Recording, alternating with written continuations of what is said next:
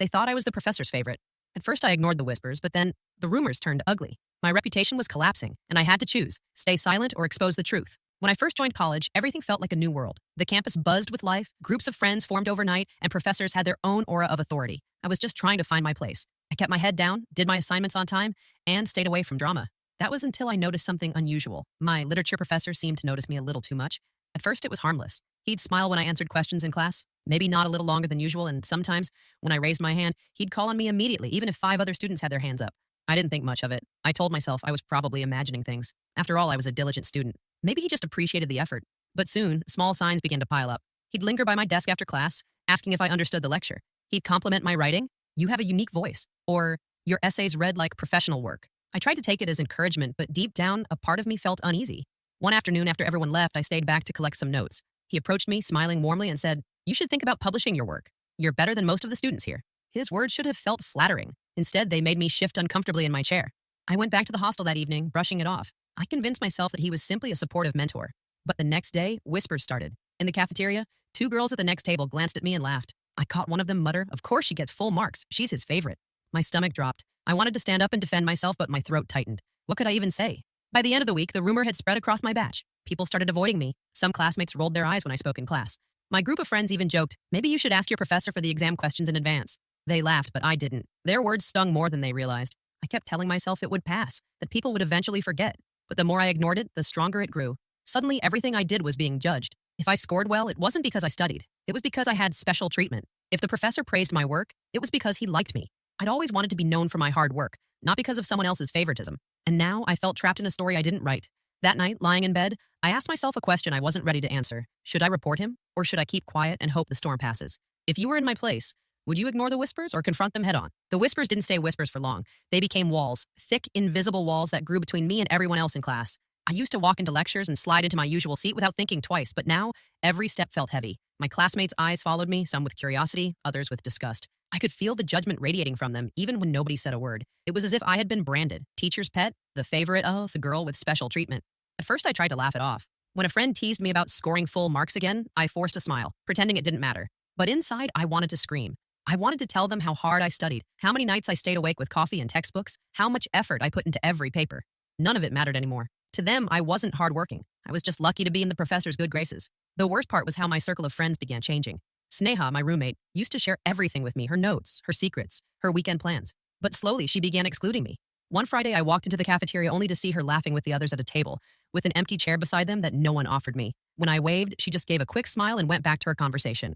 That's when it hit me. This wasn't just about rumors anymore, it was about isolation. I was being pushed out of my own group, and the professor wasn't helping. He continued to notice me in ways that fed the fire. Once during class, he stopped to praise my essay in front of everyone. "This is the kind of work I wish all of you would strive for." My cheeks burned. I could feel 20 pairs of eyes stabbing me with resentment. One boy at the back muttered, just loud enough, "Of course he'd say that." The class laughed and my heart sank. I thought about avoiding his classes, maybe sitting at the back, blending into the crowd. But no matter where I sat, his attention found me. A compliment here, a smile there, a question directed only at me. It was like I was carrying a spotlight that I never asked for. The turning point came during a group project. We were supposed to be split into teams, and he assigned me as the group leader. The room fell silent for a moment, then I heard someone scoff, "Obviously." My team members didn't even look at me. Instead of working together, they dumped most of the work on me as if to prove a point. And when I tried to coordinate, they ignored me. That evening, I stared at my notebook, pages filled with deadlines and scribbled tasks, and I felt something twist inside me. This wasn't fair. I didn't ask for special treatment. I didn't want it. Yet here I was, losing friends, respect, and my peace of mind because of it. For the first time, I wondered, was staying silent making things worse? If your own friends started distancing themselves over something you couldn't control, would you fight to win them back or let them go? Days turned into weeks, and the rumors didn't fade. They sharpened. What used to be whispers in the cafeteria became outright comments in the corridors. One afternoon, as I walked past the notice board, I heard 2 boys chuckling. "Must be nice, huh?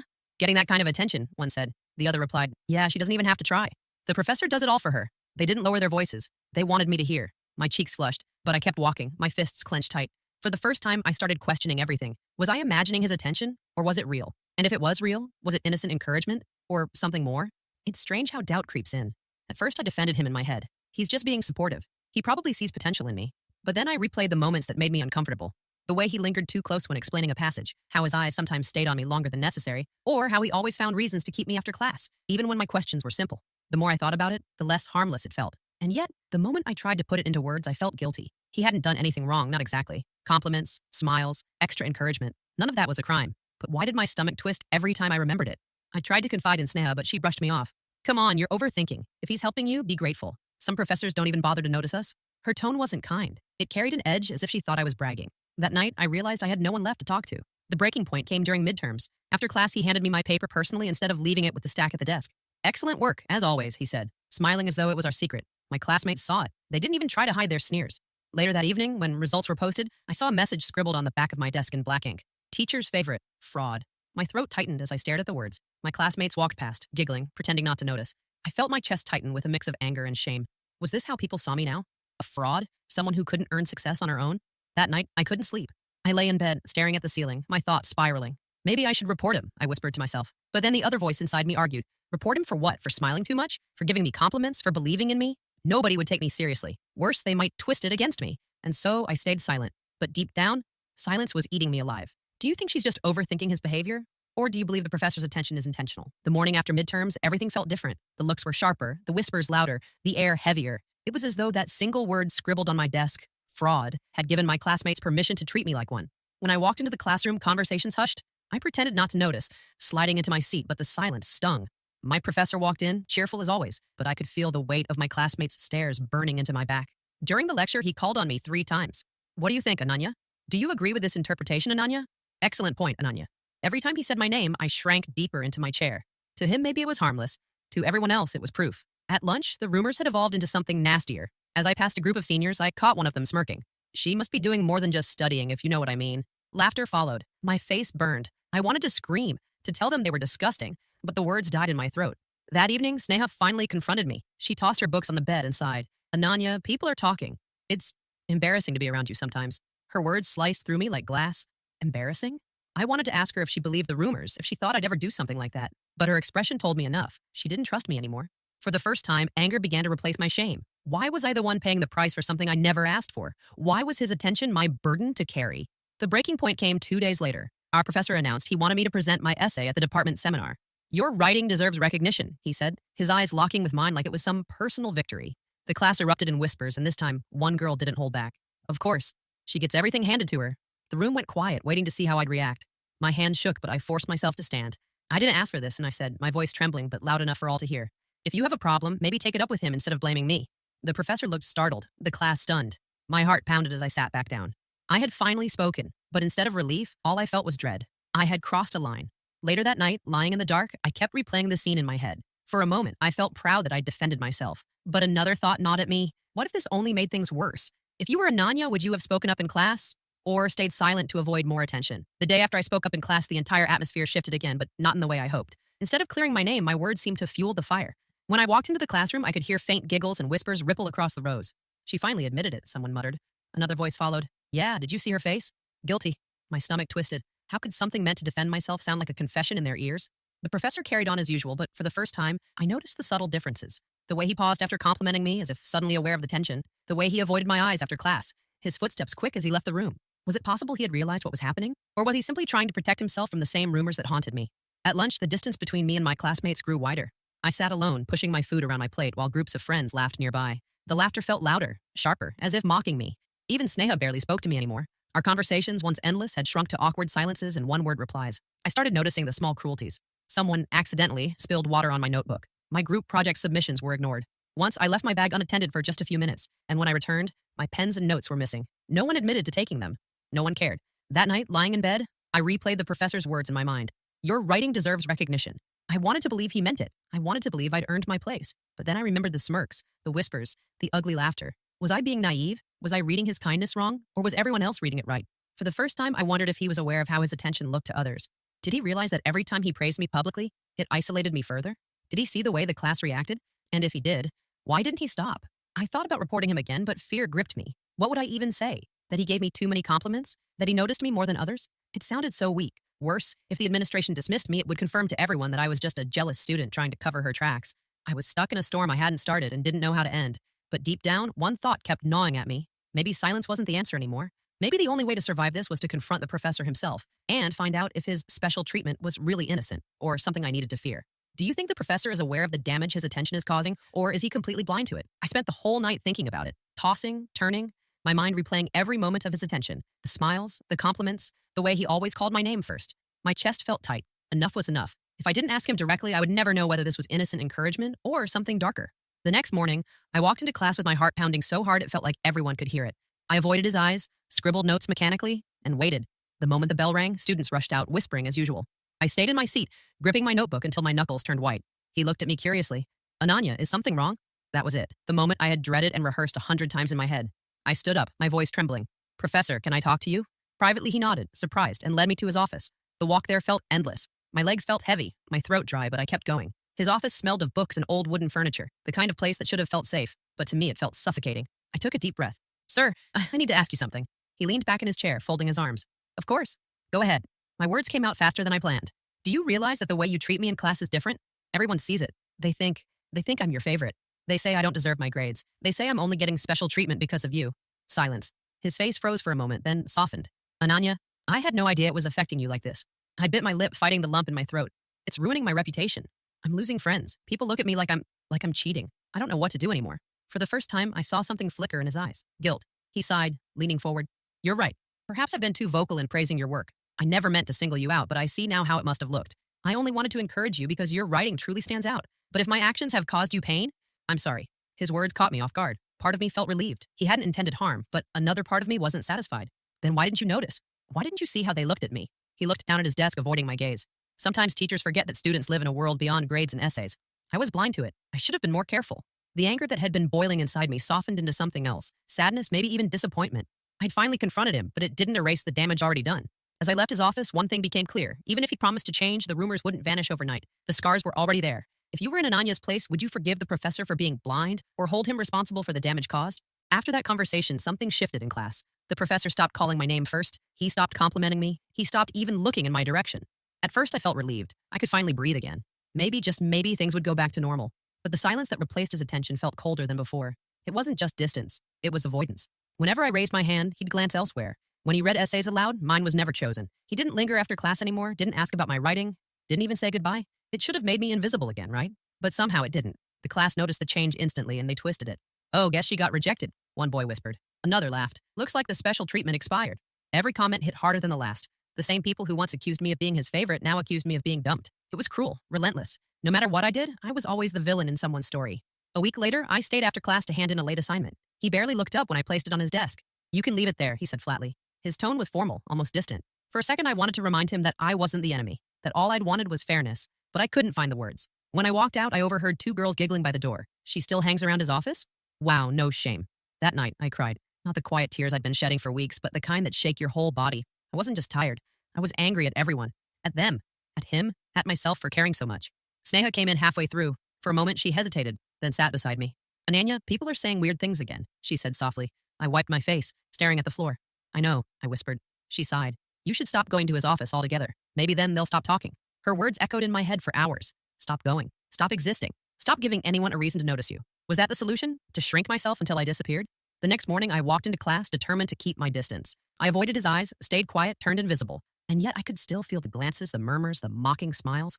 It hit me then. The problem wasn't my behavior or his. The problem was that once people decided who you were, they never let you be anything else. And as I sat there, staring at the blackboard, pretending to take notes, I realized something terrifying. Even though the professor had stopped treating me differently, I was still trapped in the story everyone had written for me. Do you think staying quiet and keeping distance was the right choice? Or should Ananya have fought back against the rumors again? The college seminar arrived like a storm I couldn't avoid. Every department had to present its top essays, and my name was still on the list. I thought the professor might remove me after everything, but he hadn't. Maybe it was too late to change it. Maybe he wanted to prove something. I wasn't sure. When my name was announced, the auditorium lights felt like knives on my face. Rows of students stared, some with curiosity, others with quiet malice. I gripped my notes so tightly the paper wrinkled. My voice trembled as I began reading. Halfway through, I saw the professor near the podium, nodding in quiet approval. His smile was brief, polite, the kind any teacher might give a student. But to everyone else, it looked like something else entirely. Phones came out. I heard the faint click of cameras, the whisper of screenshots being born. After my presentation, I hurried backstage, heart pounding. Sneha ran up to me, eyes wide. "They're posting pictures of you two online," she whispered, saying you winked at him while reading. My stomach dropped. "That's a lie," I said, but my voice sounded weak even to myself. She showed me a post already spreading. A zoomed-in photo of me glancing toward the professor, paired with a caption that read, "No wonder she always gets top grades." By evening, it was everywhere. College forums, group chats, anonymous confession pages. Some comments were jokes, others were venom. "She's shameless. He's pathetic." Typical favoritism. I felt my phone vibrate nonstop until I finally switched it off. The next day, I couldn't bring myself to attend class. My phone was still off, but I could sense the storm raging outside my hostel room. Messages from unknown numbers poured in. Someone even slipped a note under my door. 3 words written in messy ink. Everyone knows now. By afternoon, Sneha came by again. The department head is calling both of you, she said quietly. My throat went dry. Both of us. When I walked into the office, the professor was already there. He looked exhausted, eyes rimmed with red. The head of department sat behind the desk, expression cold and unreadable. This situation has gotten out of hand, he said. There are posts circulating that damage both your reputations. We'll need an explanation. I stared at the floor, my mind blank. The professor spoke first. These rumors are false, he said firmly. Ananya is an excellent student, and that is all. I finally lifted my head and found my voice. They made it all up, I whispered. The head nodded slowly. We'll issue a clarification. But understand, reputation once lost is hard to regain. Be careful. That sentence echoed inside me all the way back to the hostel. Reputation once lost is hard to regain. I didn't do anything wrong, yet somehow I was the one branded guilty. If false rumors about you went viral in your college, would you try to prove everyone wrong? Or disappear until it all faded? For days, I didn't step outside my hostel room. The laughter in the corridors had a sharpness to it, like it was aimed at me even when it wasn't. I kept replaying the seminar moment over and over, searching for what I'd done wrong, but there was nothing. Just me reading my essay, looking toward the professor for reassurance like any student would. And yet that single glance had turned into a wildfire. Sneha brought me food, tried to distract me, even scrolled through the comments so I wouldn't have to. It's slowing down, she said softly one night. People will get bored soon. But I didn't believe her. The damage wasn't online anymore. It was in the way people looked at me, whispered when I passed, hesitated to sit next to me in the canteen. The professor had stopped taking classes for a few days too. They said he was under investigation. That word made me sick. He didn't deserve that. On the 4th day, I received an email from him. Just a few lines. Ananya, I know this must be unbearable. Please remember, truth eventually stands on its own. Don't lose faith in your work. I read it 3 times. It didn't fix anything, but it gave me something I hadn't felt in weeks. Calm. That night, I opened my laptop and looked at my essay file again. The same essay that had started all this. I realized I'd stopped believing in it, in myself. So I began rewriting. Not for grades, not for validation, but for me. Every word became a small rebellion. Every sentence was proof that I was more than what they said. A few days later, our department announced a student debate on digital perception versus reality. Sneha nudged me. You should speak.